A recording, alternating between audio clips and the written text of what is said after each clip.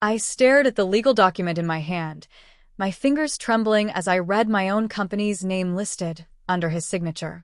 Derek Langston. My brother-in-law. Not mine. Not Maya Walker, the one who built it from scratch. The one who stayed up until 3 a.m. designing every product mock-up, managing every order, and taking every single risk. No. It was his now, on paper at least. Technically, the lawyer said, not looking me in the eyes, he filed first. Trademarks in his name. My lips parted, but no sound came out. Just a tight inhale. My sister's voice echoed in my head from 2 days ago. Just let it go, Maya. It's only business. You'll bounce back. Only business? He had stolen my life's work. And she stood beside him. I didn't scream. I didn't cry.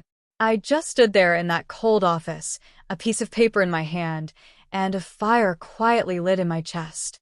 They thought I'd disappear. They had no idea who I really was. Growing up, I was the invisible achiever. The one who got straight A's, made the honor roll, and held down 2 jobs in college.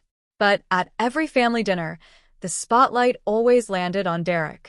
Even before he married my sister Brianna, he had that slick charm, the kind that could sell sand in the desert. My parents used to call him a real go-getter, even though the only thing he ever went and got was other people's opportunities. Brianna and I were close once. We'd share bunk beds, late-night secrets, and dreams. I'd whisper that one day I'd start my own wellness brand, something ethical and community-focused. She'd nod and say, I'll help you, sis. Just tell me how. Years later, I did tell her. When I launched Luna Wellness, it was with my savings, my sweat, my soul. I invited her and Derek to the soft launch, gave them the VIP treatment. I didn't know then that I was handing the devil a map to heaven. They smiled, nodded, took pictures, and asked all the right questions. How did you set up your trademark? Derek asked casually. Who's your supplier? What backend system do you use? I thought they were proud. I thought they were family. When things got tough, like when my supplier fell through or when I couldn't afford payroll, I didn't ask anyone for help. I just gritted my teeth and pushed through. Meanwhile, Derek would show up at family cookouts in designer shoes, talking about some real estate hustle that no one could verify.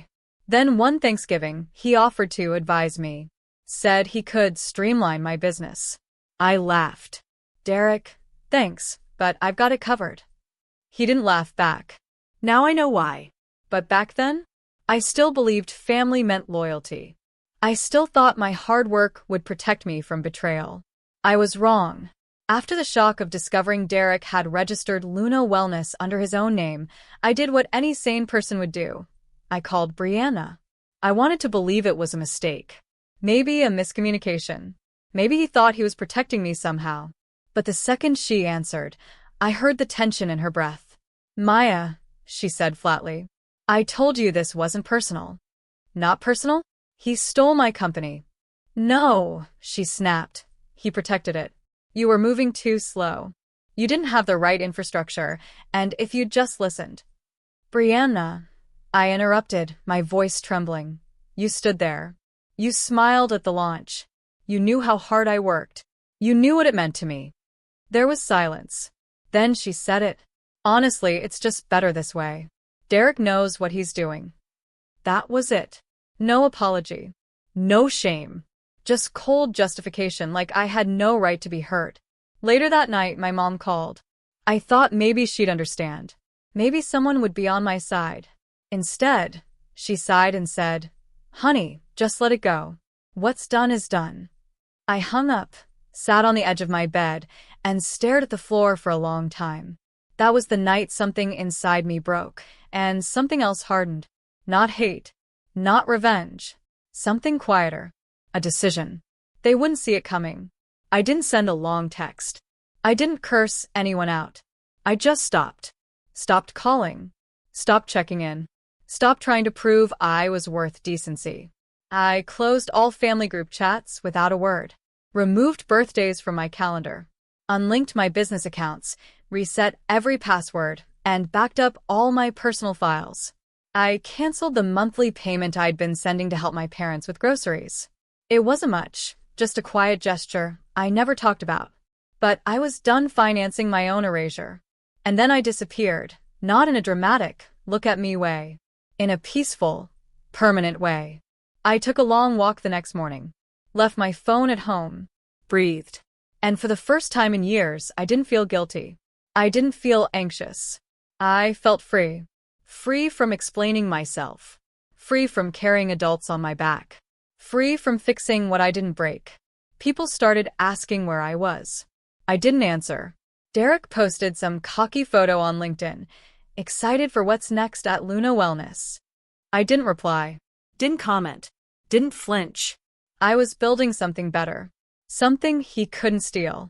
Because this time, I wouldn't let anyone see it coming. 3 months later, I got a random email from someone named Elijah Warren, a venture capitalist based in Austin. The subject line read, "Have you ever considered a relaunch?" I almost deleted it, thinking it was spam. But something about the way he addressed me, Maya Walker, original founder of Luna Wellness, stopped me cold. I opened the message. Turns out Elijah had been following Luna Wellness before Derek's takeover.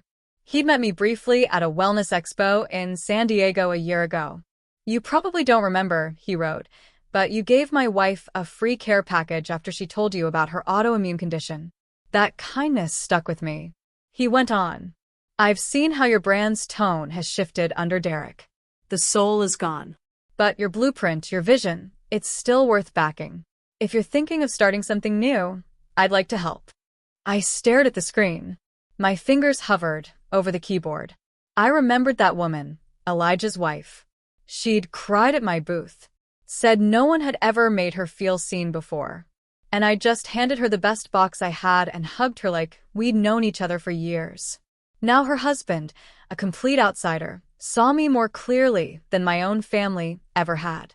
I didn't respond right away. I sat with it, prayed on it. Then I replied simply, "Let's talk." And just like that, something shifted again, not with fire this time, but with light. They stole my name, but not my purpose. It started with a text from Brianna. "Hey, can we talk?" Things got out of hand. No apology. No ownership. Just that vague, manipulative language that always left the door cracked, but never wide open. Then came the email from Derek himself. A half-baked olive branch. "Hey Maya, I think we both said and did things in the heat of the moment. Let's reset. There's room for both of us in this space." Room for both of us? In the company he stole? I didn't respond. So he tried again, this time bolder. "My team noticed you're starting a new brand. Just a heads up, if you use anything from Luna's old files, there could be legal complications. No hard feelings, just business." And there it was. The truth. He wasn't scared of me, he was scared of being exposed. A week later, my mom called again. Her tone was sweeter this time. "Honey, your sister's hurting. Maybe it's time to just move forward, for the sake of the family. You know how Derek gets when he feels cornered." Cornered? I wasn't trying to corner anyone. I was just finally standing where I belonged, in my own light. They weren't sorry. They were spinning, and I wasn't buying it. I had a vision now, and it didn't include them. 2 months into building my new company, Soulrise Naturals, I was working late, surrounded by product samples and herbal formulas when my phone buzzed with a voicemail. It was from Elijah's wife, Camille. Her voice was soft, but clear. "Hi Maya, I hope this doesn't come off strange, but I just wanted to thank you. Not just for the care package at the expo, though that meant the world, but for how you made me feel back then. You didn't treat me like a burden or a statistic. You asked me about me. You smiled like I mattered." There was a pause, and I heard her take a breath. "I found out about what your brother-in-law did. Elijah didn't want to upset you, but I saw it online. And I just want you to know you didn't deserve that. You deserved better. And you're going to rise so far beyond them it won't even be close." Her voice cracked slightly at the end. "You didn't just help me. You reminded me I still had value. That day, I walked away from your booth feeling human again. You gave me something money can't." I sat frozen, the phone still in my hand. No one in my own family had ever spoken to me like that. No one had ever said without condition that I mattered, not because of what I did for them, but because of who I was. I played the message 3 times. Then I cried. Not from sadness. From release. From finally feeling seen.